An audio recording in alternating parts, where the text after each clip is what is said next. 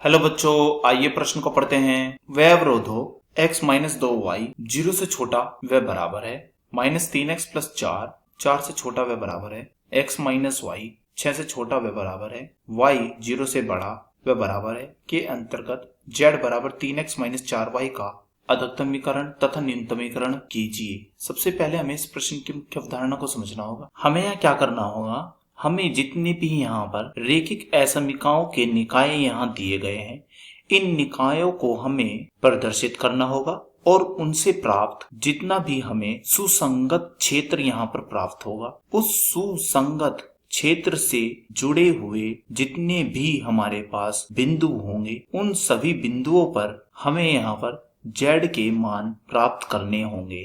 तो वे बिंदु हमारे x, y के रूप में होंगे और यहाँ हमारा z यानी कि यह होता है ax प्लस में by, जिसे बोला जाता है यहाँ पर लक्ष्य फलन। हम क्या करेंगे, यहाँ पर z के मान निगात करने के लिए x व y के मान यहाँ पर रख देंगे और जैसे ही हम x व y के मान रखेंगे तो हमें यहाँ से z प्राप्त हो जाएगा। फिर हम z का अधिकतम व न्यूनतम मान यहाँ से ज्ञात कर लेंगे। तो अब हम यह मुख्य अवधारणा का प्रयोग करते हुए अपने प्रश्न को हल करने की ओर चलते हैं। पहली रेखिक असमीका है हमारे पास x माइनस में 2y 0 से छोटी व बराबर। हम क्या करते हैं, इसे समीकरण में बदल देते हैं। तो इससे हमें समीकरण क्या मिलेगी, वह मिलेगी y बराबर में x बटे 2। मान लेते हैं यह समीकरण है हमारे यहाँ पर 1। दूसरी रेखिक असमीकरण है माइनस में 3x y और फिर 4 से छोटी व बराबर। तो यहाँ से हमें जो समीकरण प्राप्त होगी वह कैसी होगी, वह है हमारे पास यहाँ पर माइनस में 3x प्लस में y बराबर में फिर यह 4। x अक्ष से y अक्ष से प्रतिच्छेद निकालने के लिए 4 से भाग दे देते हैं। तो 4 से भाग दे देते हैं हम यहाँ पर दोनों पक्षों में, यहाँ भी दे दी है और यहाँ भी दे दी है। तो यह अंतःखंड रूप में आ गई है। तो यह हो जाएगी हमारे पास x बटे में माइनस में 4 बटे 3 और फिर प्लस में y बटे में 4 बराबर में यह 1। इसे मान लेते हैं, यह है समीकरण नंबर 2। अगली असमीका है x माइनस में y और फिर 6 से बराबर व छोटी। तो इसकी हमारे पास समीकरण क्या प्राप्त होगी, तो यह हो जाएगी x माइनस में y बराबर में 6। अंतःखंड रूप में लिख देते हैं, यानी कि दोनों पक्षों में 6 से भाग दे दी। तो यह हो जाएगी हमारे पास यह। इसे मान लेते हैं, यह है हमारी समीकरण नंबर 3। अब हम इन तीनों समीकरणों को प्रदर्शित करते हैं। तो प्रदर्शित करने के लिए हमें क्या करना होगा, यहाँ पर हमें यहाँ पर x अक्ष व y अक्ष मान लेना होगा। मान लेते हैं यह है हमारा यहाँ पर x अक्ष तथा यह है हमारा यहाँ पर y अक्ष। सबसे पहले हम यहाँ पर समीकरण 3 को यहाँ प्रदर्शित करते हैं, जहाँ x अंतःखंड 6 y अंतःखंड है माइनस 6। मान लेते हैं यह रेखा है हमारी यहाँ पर, तो इसकी निर्देशांक है हमारे पास, यह है 6,0 और फिर यह है 0, माइनस में 6। समीकरण 2 को प्रदर्शित करते हैं। x अंतःखंड है माइनस में 4 बटे 3, y अंतःखंड है 4। तो यह हो जाएगी हमारे पास यहाँ पर यह y अंतःखंड था 0, यानी कि 4 और यहाँ पर x में निर्देशांक होंगे माइनस में 4 बटे 3, 0। जब हम यहाँ पर क्या करेंगे, 0,0 रखेंगे अर्थात छायांकित करने के लिए, तो 0 माइनस 0 और असमीका लगाएंगे, यानी कि यह चिन्ह फिर 6। तो यह आ जाएगा हमारे पास 0 से बड़ा है 6, जो कि यह बात सत्य है।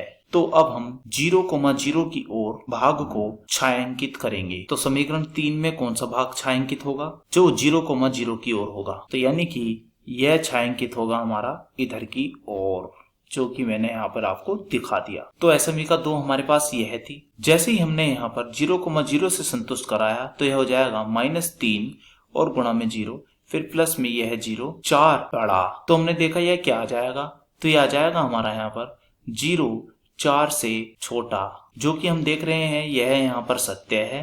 तो अब हम यहाँ पर मूल बिंदु की ओर वाला भाग ही छायांकित करेंगे।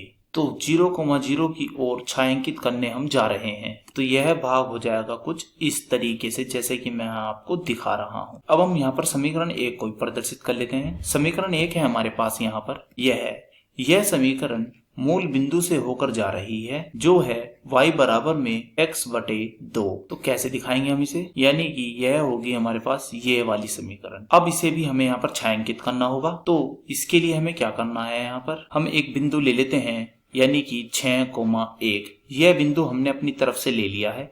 इस बिंदु से जैसे ही हम यहाँ पर संतुष्ट कराएंगे तो यह हो जाएगा यहाँ पर 6 माइनस में 2 गुणा 1, तो रख दिया, फिर यह वाला चिन्ह 0 से छोटा। तो हम यहाँ देख रहे हैं यह हमारा यहाँ पर असत्य ही आएगा। तो हम यहाँ पर कौन सा भाग छायांकित करेंगे, वो वाला भाग छायांकित करेंगे जो 6,1 की ओर नहीं होगा। तो 6,1 कहाँ होता है, 6,1 होगा हमारा यहाँ पर, यहाँ होगा हमारा 6,1। तो इससे दूर वाला भाग यानी कि वह होगा हमारा कुछ इस जैसा। और दो असमीकाएं थी हमारे पास, y 0 से बड़ा व बराबर और फिर x 0 से बड़ा व बराबर। इनके छायांकित भाग होंगे हमारे कुछ इस प्रकार, अर्थात ऋणात्मक हम यहाँ पर नहीं लेंगे। तो इसका छायांकित भाग होगा हमारा यहाँ पर कुछ इस जैसा, जैसा कि मैं आपको यहाँ पर दिखा रहा हूँ। अब हमें इसके कोणीय बिंदु यहाँ पर देखने होंगे।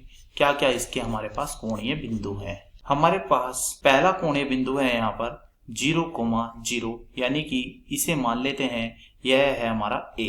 दूसरा कोणीय बिंदु है हमारा यहाँ पर यह B, जो कि 0,4 है। और फिर यहाँ हमारा x भी अनंत की ओर जा रहा है और y भी अनंत की ओर जा रहा है। तो सबसे पहले हम यहाँ पर z बराबर क्या दिया गया है, z बराबर है 3x माइनस में 4y। सबसे पहले हम यहाँ पर z a पर निकालते हैं, a यानी कि 0,0 पर। तो यह हो जाएगा 3 गुणा 0 माइनस में 4 गुणा 0, तो यह जाएगा हमारा यहाँ पर 0।